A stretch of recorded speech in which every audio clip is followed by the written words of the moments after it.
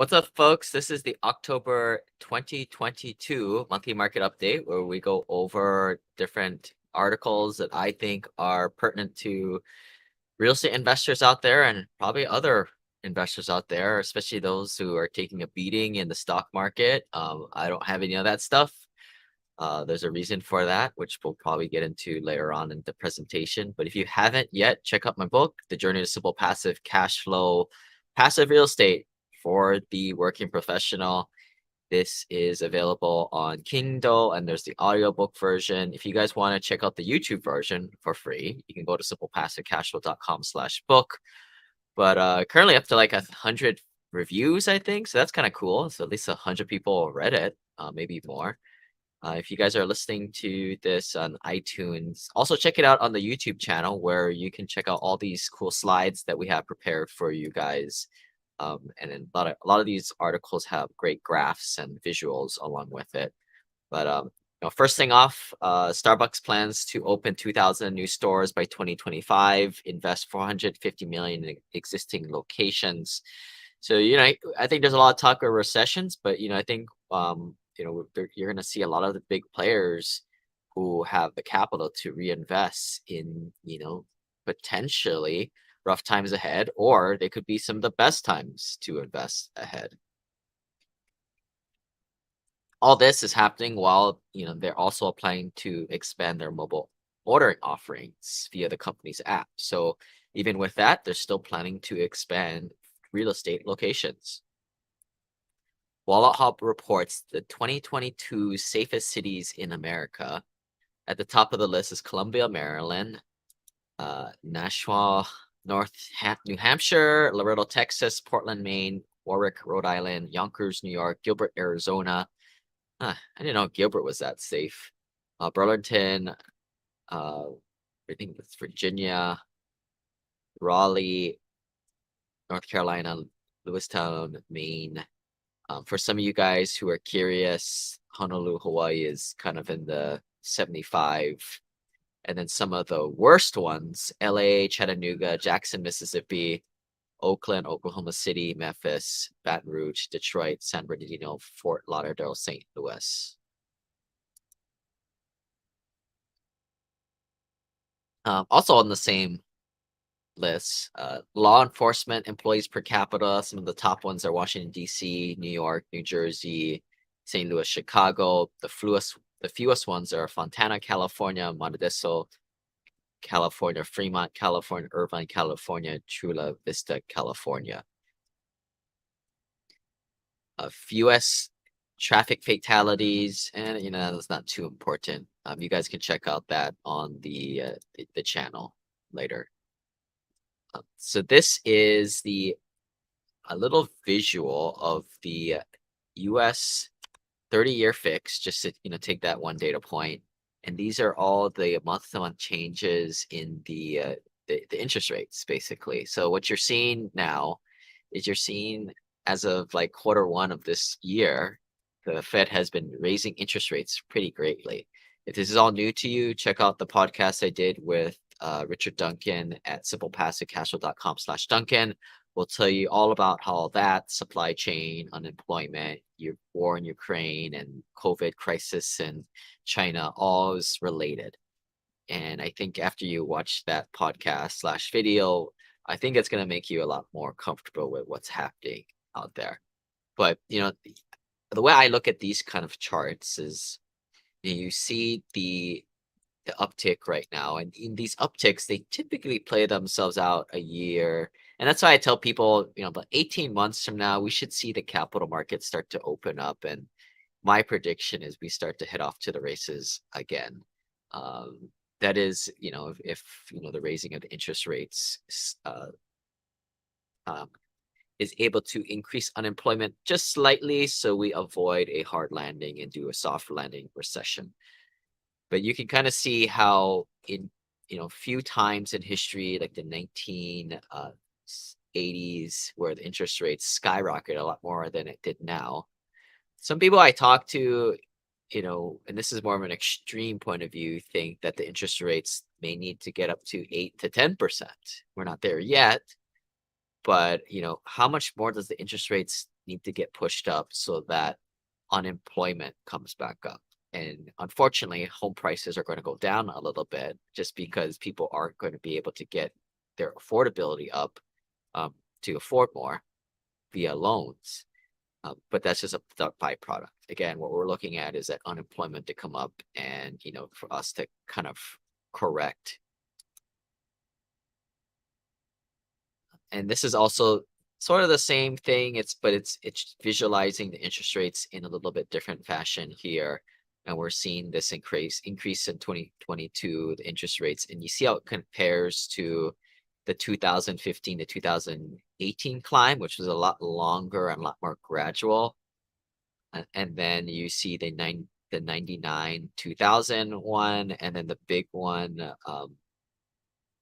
and I think the big one was like the 1980s there. So all this has been happened before, and this is the one of the major levers that the Fed pulls to keep inflation at bay.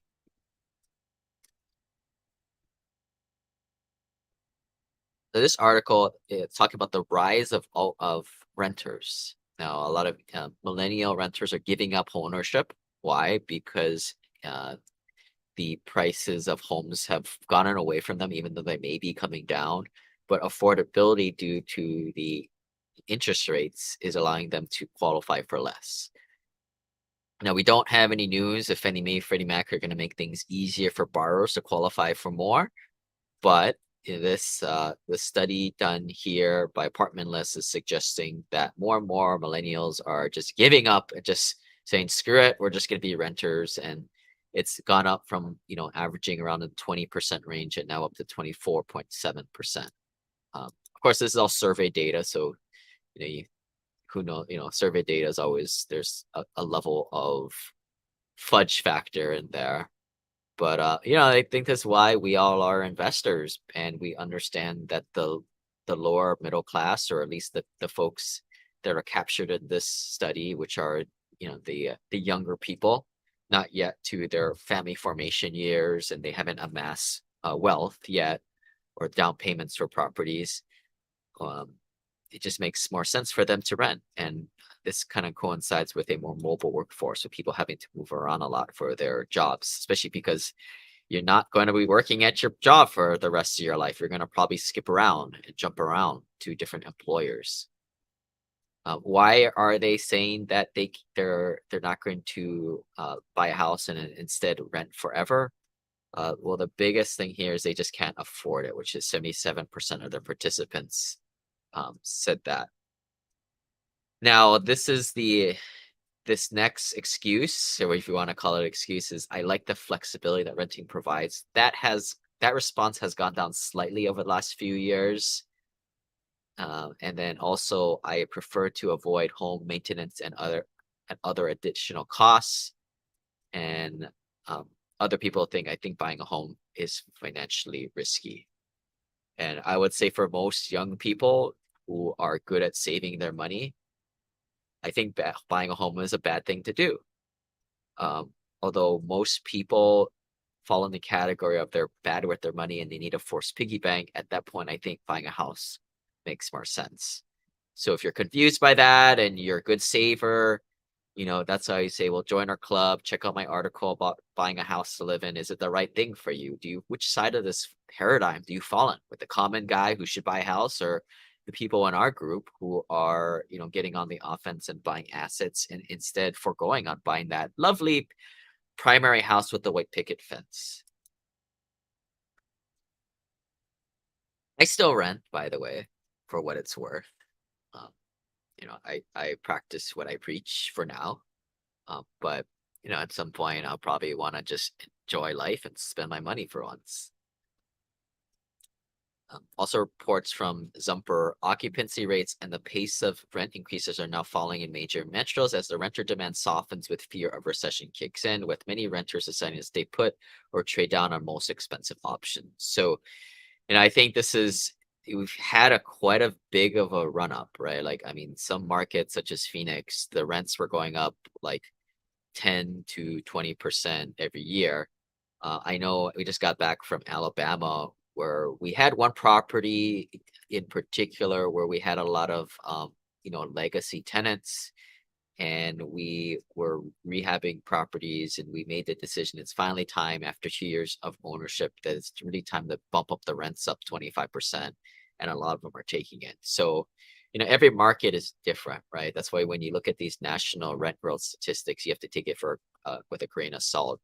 But I would agree that in some markets, people have this in the back of their head that perhaps a recession is looming, as if that's always the case, right? Never know. But maybe people are using that as a means that instead of springing for that $1,600 luxury apartment, just going for the $1,300 one that makes sense, which they should, I think. Um, Also, maybe you can contribute this to the interest rates going up, but seller sentiment is decreasing with more inventory coming online and sales taking longer to complete. Yet, I think you're still seeing a lot of major metros with a days under market of under 100, which is kind of that 2 to 3 months. That's kind of considered a seller's market at that point because you don't have that much inventory. But we're still a lot of places are still below that, and therefore, or I don't know if therefore or as a result, um, there's a general housing shortage, especially in some particular markets, the growth states, the emerging markets as we call it.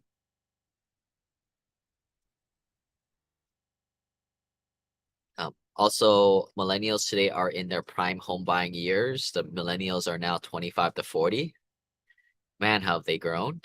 According to the definition we use here, as such, their home ownership rate has increased faster than any other generation over the past decade. So although we're kind of just talking about how they are going to stay renters forever, the ones who are buying very quickly, a lot quicker than other generations prior to. And maybe you can contribute to that, to the fact that in the Great Recession, 2008, 2010 era, that they just absolutely got beat up. And it's taken them well over a decade, almost a couple decades to recover. And the last 5 years, they've greatly picked up the home buying. Um, so this would be a great, if you guys were to come back to the YouTube channel, if you're listening on, and we also put this on the podcast too for you guys who you'd like to drive in the car and listen. And I try to describe these pictures as best as possible, but this is probably one that you guys want to check out on the YouTube channel. But it's kind of interesting, if it has the lines of the silent generation, the baby boomers, Gen X, and they show the percent of home ownership rates. Baby boomers have finally caught up with the silent generation. Maybe the silent generation is maybe no longer or statistically gone already. Like they're about that age already, past the age of 80. Not many of them are around it anymore.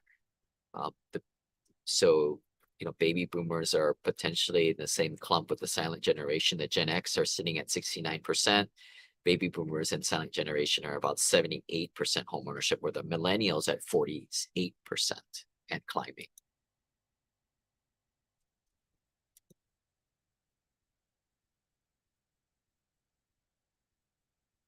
What is the big issue with millennial renters not having down payment savings? 2/3 of prospective millennial home buyers have zero down payment savings. Survey in 2022 said that 60% do not have any dedicated down payment savings, and only 16% have saved over $10,000. Huh, that's kind of pathetic. But hey, like that's what this national data is, right? A lot of you guys listening to these types of podcasts, at least are investor based. Most of you guys are credit investors, well making over 6 figures, and most of you guys, I'd say if you make as a household 300,000, I typically see you guys saving 50 grand at least a year. So you guys are definitely not the focus group captured in this pie chart, but and I tell you that because number one, you take this data for a grain of salt. It's not you particular driving in your car to your cool job. Um, and it may be an appreciation to it, right? Because I mean, if you're listening to this and you have the time, you have you're doing pretty good for yourself. but you can do better, right? And that's why we are further continuing along this financial independence journey together. If that's the case, join our club, simplepassivecashflow.com/club. And then, yeah, let's get to know each other a little bit better. We give everybody a free introduction call with myself. I can usually pretty quickly ascertain what the heck is going on and give you some pointers. I'm not giving you financial advice because I'm not here to sell you some nonsense financial securities, such, stock market stuff. But, I think it's good that, when I talk to people, it's not often that they get to size themselves up with people, their constituents, such as our group, right? A lot of you guys are the people who max out your 401ks, make good salaries, maybe even be the best person in your family financially, um, let alone your friend group. And it's nice to compare yourself with people who are also financially minded. That said, you keep doing that too much, you start to get really depressed, and sometimes it's good to compare down. But no, I think this is why it's good for if you guys have never made it out to a retreat. We always allow you guys to come to one of these events at least once to test drive our organization. Make sure you're part of the club because the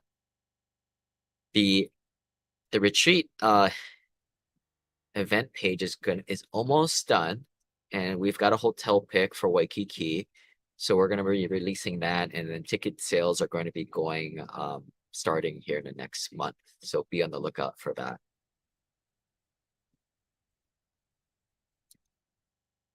U.S. apartment construction on track to reach 50-year high in 2022. This is kind of interesting, right? Like, supposedly we're in a recession right now, or, maybe some people have doom and gloom, or is that just the unsophisticated investors out there? Because the institutional smart money, the developers, they are building like crazy right now. A part of that is the obvious fundamental shortage in housing, but like New York developers have upped their game, and the metro is projected to see the highest number of units this year, surpassing Dallas Fort Worth Metro for the first time in 2018. And this is despite headwinds related to labor shortfalls, material costs, and availability and supply chain issues. So, this is kind of that first article in a many that I'm going to show where, the professionals, the institutions are in a way kind of doubling down, as you saw Starbucks did, as we mentioned at the top of the call. So where are they building? I'm just going to read up from the top to the bottom. New York, Dallas, Miami, Austin, Houston, Texas, Phoenix, Arizona. Ooh, that one's a little small. I can't see it. Atlanta, Georgia, Washington, D.C., Los Angeles, Orlando, Denver, Nashville, Raleigh, Charlotte, Chicago, Portland, San Francisco, Twin Cities. So those are from the top to bottom, top 20 metros for our apartment construction in 2022. John Burns, he released this great infographic on the top 10 signs of a market bubble.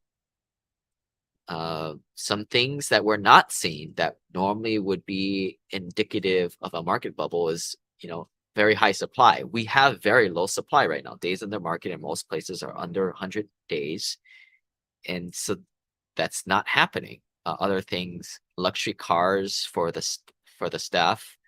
When you start to see strippers buying, just using a reference from that Big Short movie, but when you start to see, regular blue collar folks, jobs buying luxury cars, that's the time to scratch your head. And that's not happening. The other thing that's not happening is creative mortgages, right? Like after 2008, the federal government got involved and built a lot of fail safes in there. And then the last thing, the mortgage defaults and arms, we don't have that anymore, or at least it's not as prevalent. And that is one of the, some of the things that are not happening that are indicative of a housing bubble. There are some other things, and which is why I think we've already been in a recession for the last couple of quarters. But the industry publications I read are saying we're going to be in this kind of this state in the next year. I think it's going to be more like 18 months, but 2024 we should be off and running. And I think it's a mistake to kind of wait, but just change your type of investing, right? Don't go after these kinds of deals where there's no equity or collateral, right? So what am I talking about? Maybe like in crypto or altcoin or ATM mining stuff, like unless it's with an industry leader or somebody with an unfair advantage, those are type of business that don't really have any collateral behind them, which is why I still like investing in real estate. Now, if you really want to be uber conservative, investing in real estate world is pretty conservative, but maybe stay away from some of the more heavier value add type of stuff and stick to more on the debt side or, stabilize yield plays.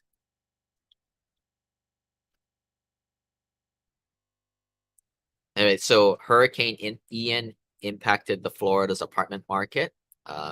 What's the impact from that? Expect demand from vacant units from displaced homeowners. That'll likely reverse a 2022 trend of declining occupancy rates across Florida.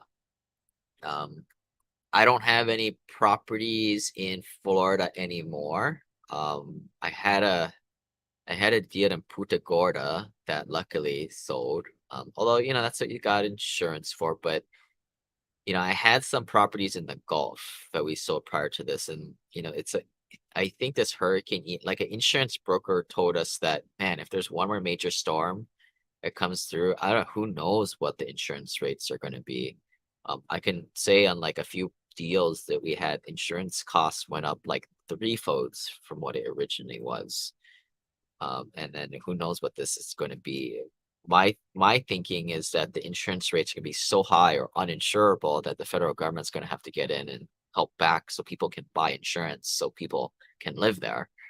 But we'll see how that plays out. But for now, hopefully that Tampa area recovers pretty quickly.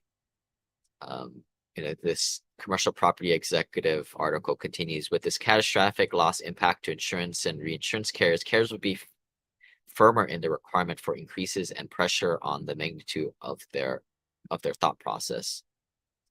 Retail and restaurants are probably the most vulnerable, but maybe not the most expensive. A lot of companies, especially in Florida, do plan for catastrophe and for more expense, it would be to replace their equipment. Then more seriously, they take it already. Florida was already seeing challenges in terms of securing capacity, high construction costs, and supply chain issues. Hurricane Ian has the potential to exacerbate these market issues while making insurance difficult to find and maintain. And I would personally add on, we'll see what the premiums increase this next go around.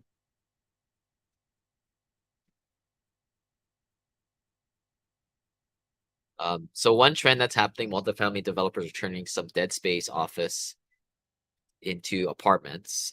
We've kind of got involved in that as a group too, but just know that these are some of the most difficult from an engineering perspective because you're tying into existing systems where if it were me in future developments, I would just prefer to just start off with what we call a greenfield, right? Where we have just a flat barren land.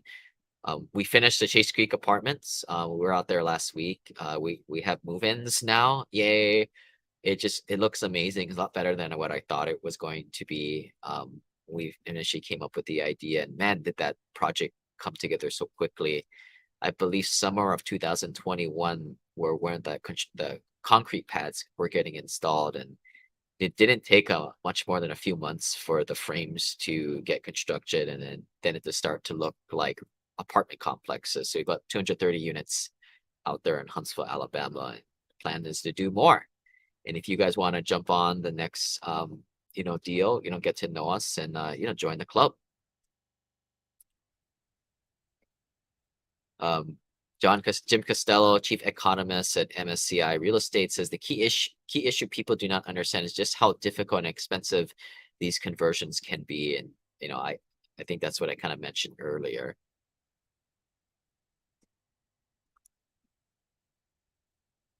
So here's a trend that I've been kind of tipping my investors off, especially those who joined the club. With the difficulties in the capital markets, we were seeing Fannie Mae and Freddie Mac get a lot less aggressive on lending and giving out worse terms back in March and April. And now we're starting to see some of the secondary lenders, community banks, etc., kind of do the same. Uh, Graystar, which is traditionally one of the bigger operators out there, they're starting to offer financing to multifamily borrowers because of this need, right? As big players pull out, there is a demand, and folks like Graystar are filling that void with obviously higher rates because that's what the going rate is. But this is also why we've kind of switched our mindset and our acquisition strategy, and that's why we're really not doing deals anymore. I really don't know how people are making these deals pencil these days with interest rates where they are, and because they can't get really good lending. And this is where we've kind of starting to fund deals as a lender, because it is a lot more secure, especially in uncertain times in ahead. But still, still you got to outpace inflation, right? And we have to still remain active. So this, in a way, we're kind of copying what Graystar is doing here. The good news, though, is multifamily fundamentals remain strong, and a lot of people expect loan demand to bounce back next year. Multifamily remains a favorite investment class and has continued to perform well. Another, this is more for the advanced investors out there, but commercial property executive is commenting on the benefits of interest rate caps at this time like this. So interest rates caps are, most times people are doing bridge loans these days, and the bad thing about the bridge loans is the rate can potentially jump up on you. Of course, if you're doing value add, it's not a huge deal because you're generating so much force appreciation, and you're always going to be, you should be in theory over water or above water. But one way you can mitigate that is doing a interest rate cap, so your interest rates can't go above, say, 1% or 2%. It is costly though, and though the Fed's policy of raising the Fed's funds rate and quantitative tightening to help with inflation should eventually provide builders some relief, it's no wonder that in recent months, borrowers who plan to start construction projects have been asking their debt capital sources for fixed rate notes. But in a way, it is kind of like an insurance policy or hedging. You pay a little money for that rate cap. Well, right now they're really, really expensive because everybody and their mother knows that interest rates are likely to go up several times at a half a point, 3/4 point intervals.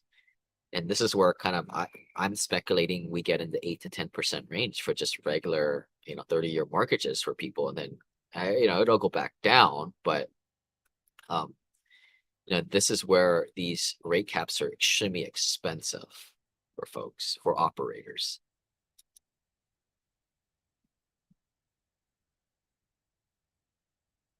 But here, you're kind of seeing, you can buy different term lengths and then the cost of doing them. Um,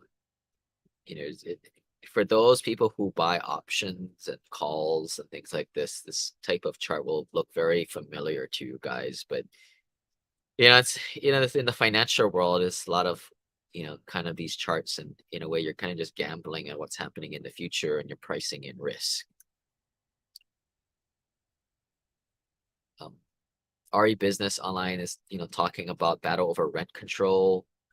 So municipalities in New York and California, these more blue states, have taken steps towards enacting further rent control, with states such as Nevada are shooting them down entirely. These are kind of the battleground states to watch if you're a landlord. Only 5 states, California, Maryland, New Jersey, New York, Oregon, and Minnesota, and DC have rent control laws in place. 31 states have preemptives that prevent rent control policies, including Florida, whose law bans local governments from controlling the price of rent in certain cases. But as one, California and New York probably lead the nation.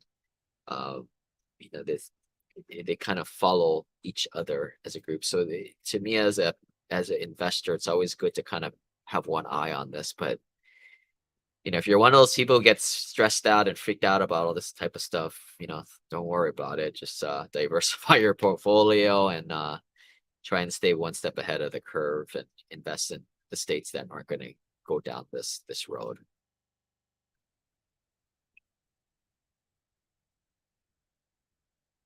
So there was an article here that kind of talked about, well, the ground looks shaky. The safe thing is to do is to build multifamily assets.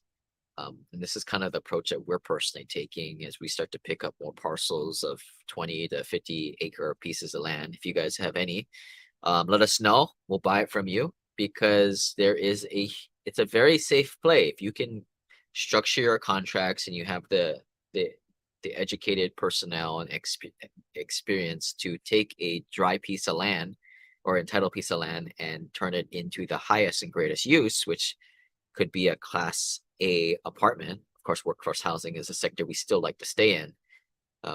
You have a lot of room for margin.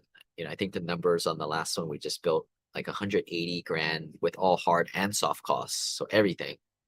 180 grand per unit. We should be able to sell it for at least 250 here in a bit. So you're talking a huge profit margin right there.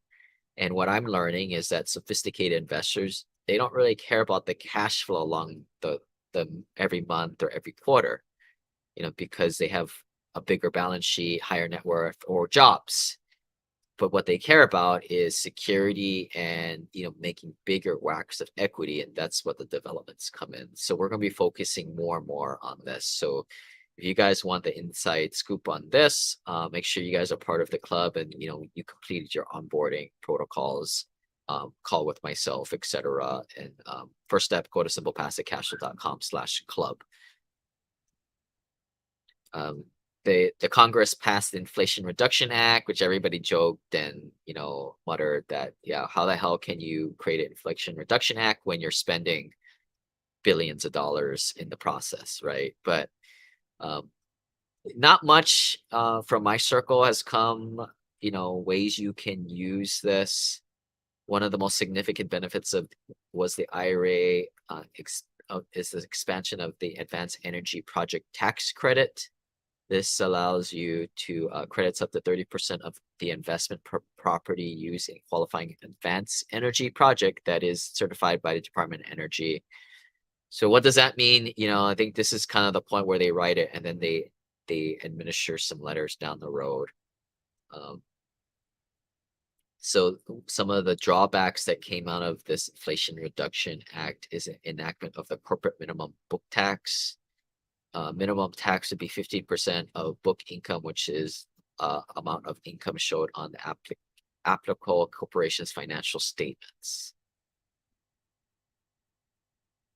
So fortunately, this doesn't really impact individuals like a stimulus check would, right? But this goes out to the municipalities, the states. Are already providing some economic development incentives for new or expanding manufacturing facilities, either in the form of property tax exemptions or income tax credits.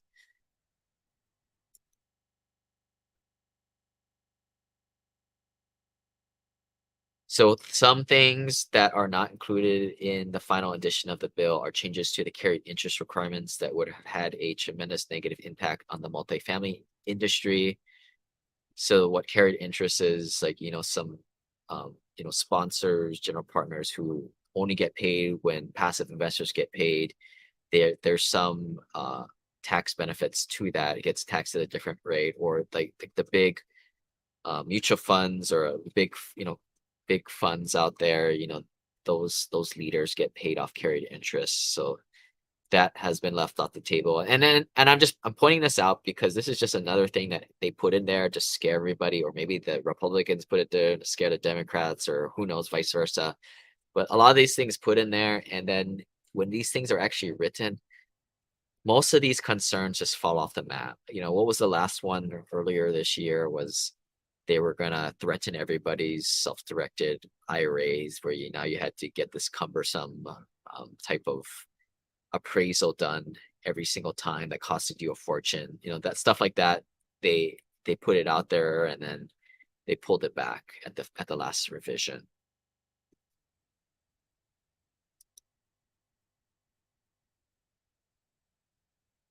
So how the Inflation Reduction Act will affect multifamily. So some things that are impacting those you guys who invest in apartments, the base tax credit, energy efficient commercial buildings deduction.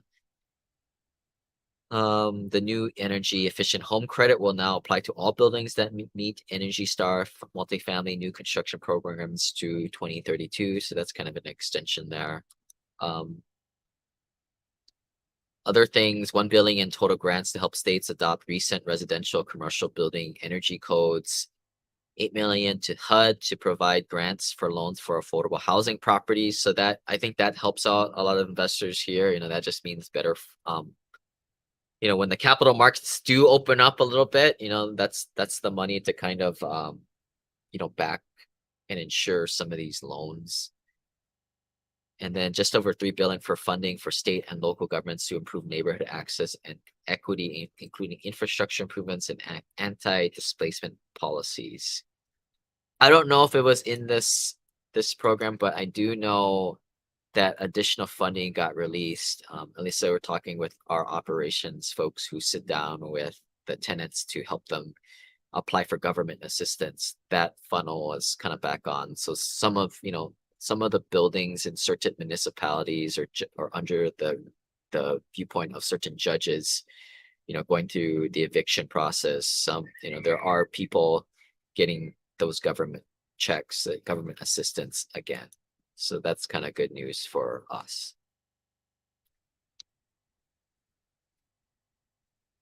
Multi-housing news says some homeowners prefer single-family rentals.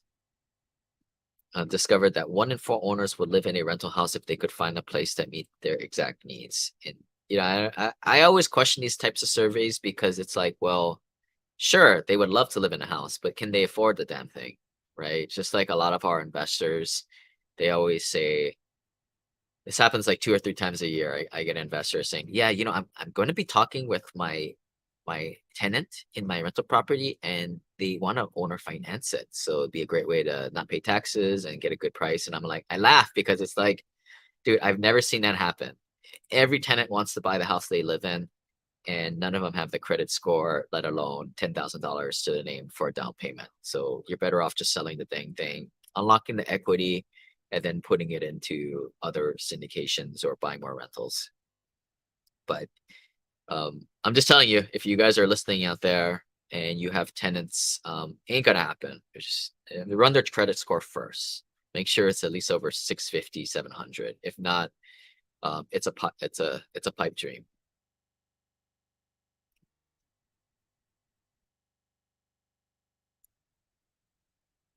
But here's what the big guys are doing. So when Blackstone, a private equity giant, floated the idea of creating vast portfolios of homes after the global financial crisis, the banks refused to lend it.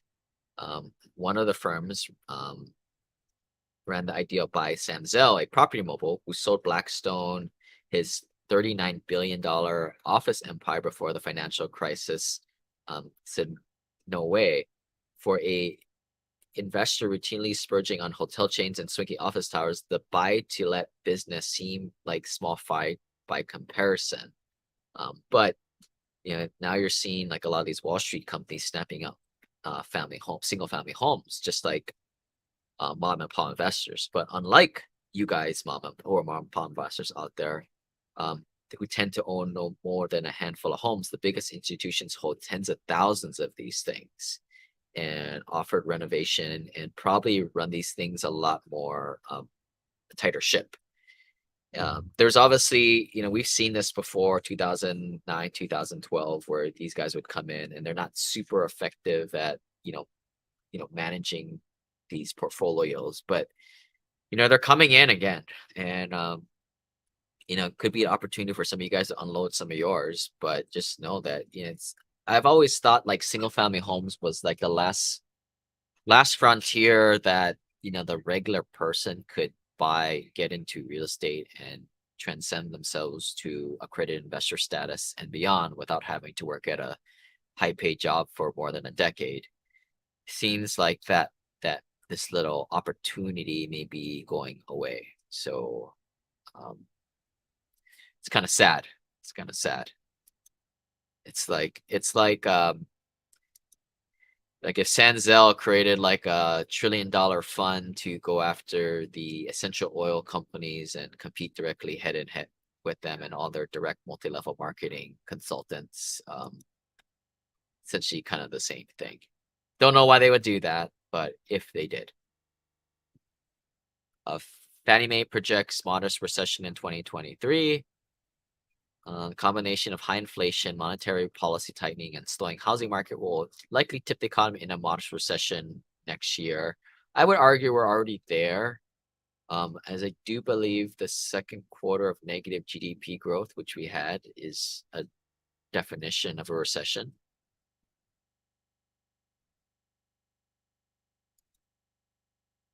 Fannie Mae pilots positive only rent payment reporting program. So here's one of the things that I uncovered that Fannie Mae is, as a pseudo government entity. They launched this program to they're only going to report the payments made so that they can let the credit bureaus know, so people can start to improve their credit scores now when they're renting. Now I don't know what like a non-report of a positive. One's got to assume that the dude didn't pay, but I think this is as a landlord or a property owner, I like this because it gives me some insight into who the heck we are renting to, that there's some kind of trend and history there instead of just some random people off the internet or Craigslist people. I joke there, but or people coming off the street, literally. But that's something that they're putting together, and the reason why they're doing is they want people to improve their credit scores to eventually buy houses to live, or at least the qualified ones. South region sees the most pandemic era revenue growth. We've talked about this many times. The particular metric focuses on rent roll, but does not include amenities or concessions. So it provides a nice apples to apples comparison of revenue performance across regions and markets. The Northeast, again, really outperformed through 2020. In fact, in the West region, there was a slight decline. Both the West and the South saw revenue increases of about 10 cents per square foot during 2021.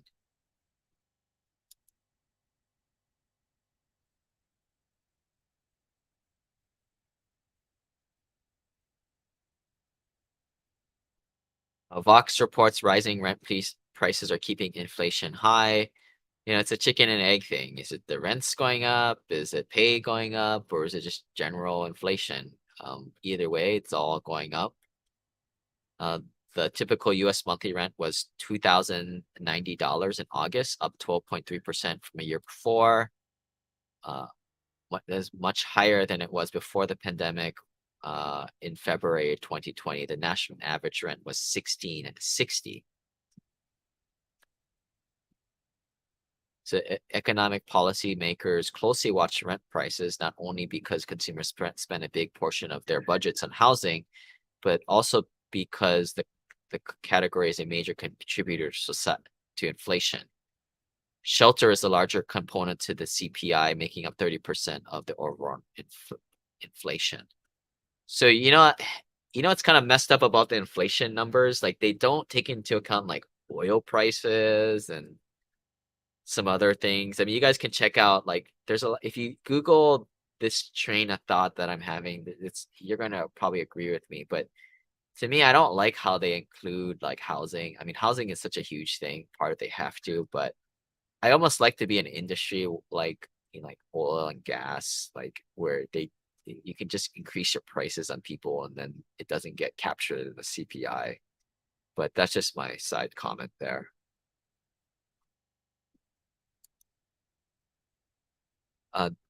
One of the questions that we get a lot, and this article in its title, do households flock to BC properties during recessions? And BC apartment performance certainly does hold up better than Class A in times of economic stress, based on the two graphs here showing the sustainably higher rent growth than Class A properties, maybe about double that. And then, but not all recessions or economic stress are the same. Like so the pandemic was very interesting because you had people working from home who are more on the higher end, your white collar workers, your knowledge workers who work from home and order Uber Eats, and they were pretty untouched.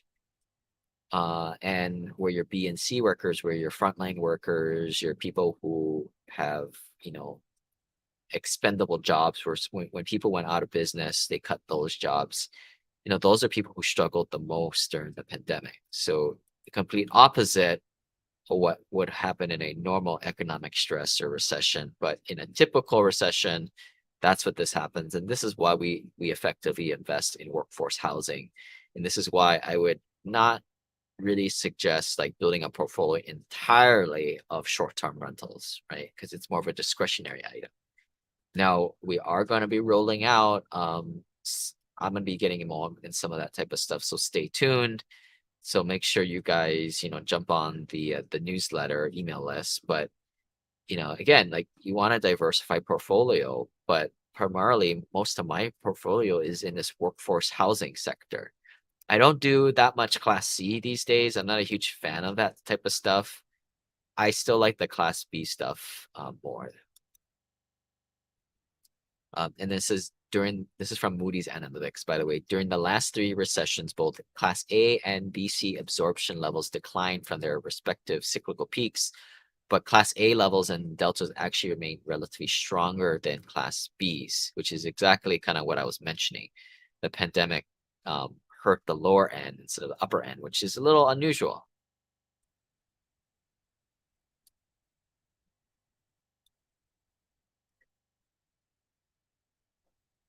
Now, there's this really cool class cut absorption and rent income that we have on the screen here. You guys can check out later. I'm not going to get into it too much, but the last point here is after recession's official end, that many households, those have been out of work for a long while or have had to take a job with a reduced hours or incomes, have burned through much of their savings and are finally forced to trade down. So there can be quite a bit of a lag. No different than like the leg that we're seeing right now with inflation, right? We've been trying to like get that damn thing down, but there's just so much liquidity in the system, right? Because if you go look at the Richard Duncan videos, there's so much fake money pumped into the system that it's going to take a while for that money to vacate for inflation to come down. No different than most people generally have some savings out there. It takes a while, a leg for that to expend out, for people to finally say, oh my God, I gotta change. I gotta go to a cheaper rent apartment. 2 straight quarters of negative GDP growth and persistent inflation signal that the U.S. economy is starting down a recession in the near future, if not one in already. Class B and C rent growth has outpaced Class A's through the first half of 2022 and in the first quarter of the year. Class B, C absorption outpaced Class A for only the second time in the over 2 decades tracking this data. It's a sign that household budgets are a bit pinched due to inflation, but it is also a reflection of minimal supply growth and a more social problem of persistent income inequality, two things unlikely to improve over the next couple of years. The rich get richer, the poor get poorer. Whether it's right or wrong, it is what it is, and that's happening. And as an investor, you guys need to understand that and put your money in the right places. I would still argue that Class B and C are probably the places to be if you want to play a more hedge strategy. Although, as an operator of 8,500 units, I will also say that it's not all smooth sailing month to month, right? You try and go into deals where there's adequate cash flow, but you have to protect the asset, which means having enough cash reserves. And if you have from a month-to-month basis, you're going to have higher months of vacancy, evictions, etc., than others. And this is kind of why we're kind of switching and focusing on a lot more developments in the future. We don't have to deal with all that tenants, toilets, and termites in a way. Um, so we've kind of gone full circle again. But um, I think you have to diversify your portfolio in all kinds of things, and in the alternative investment world. And that comes up to the end, folks. So we're going to be doing the retreat in January 2020 and 23. So join the club to get first access to that. simplepassivecashflow.com/club. Those you guys are in the family office group, the FOOM, you guys are going to get first crack at it. So if you guys are in that group, um, when we send you guys your checkout forms, sign up for it as soon as possible because you guys get the best pricing and we try to hold slots for you guys. But after a while, we need to know what our head count is. We need to know who's coming. If not, I'm going to get stressed out and we need to plan the activities for that 3-day retreat here in Hawaii. So that's going to be coming out probably after Halloween time. So you guys have some time to, if you guys are new to the group, get on board. And if not, check out the book, simplepassivecashflow.com/book. And we'll see you guys next month.